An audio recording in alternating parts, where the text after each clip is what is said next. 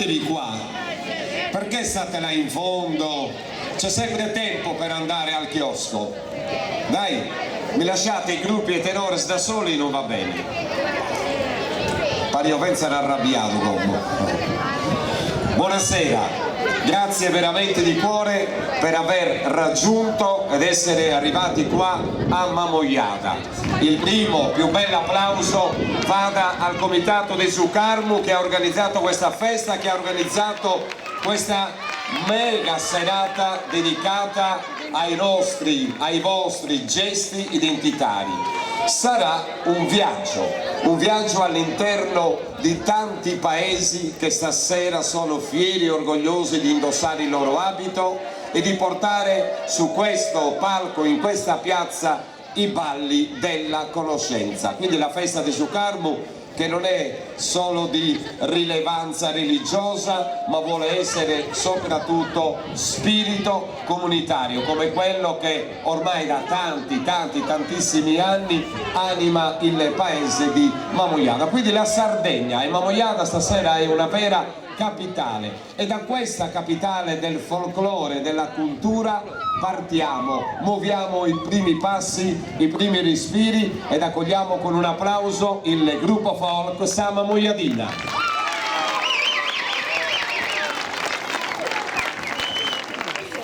Buonasera. Avevo una strana sensazione gli anni scorsi, perché girando la Sardegna qualcosa mancava, e mancava il gruppo folk di Mamoiada, che tante belle pagine della nostra cultura, della nostra storia ha scritto negli anni. Eppure torna, si riaffaccia nei palchi della nostra isola, e il gruppo folk da 2 anni porta quelli che sono fortemente i tratti identitari, anche attraverso il suono. L'organetto diatonico di Luca Gungui. Iniziamo con quello che è il ballo tipico di Mamoiada, esportato in tutto il mondo. A Passu Torrau, Sama Moiadina, benvenuti a Mamoiada.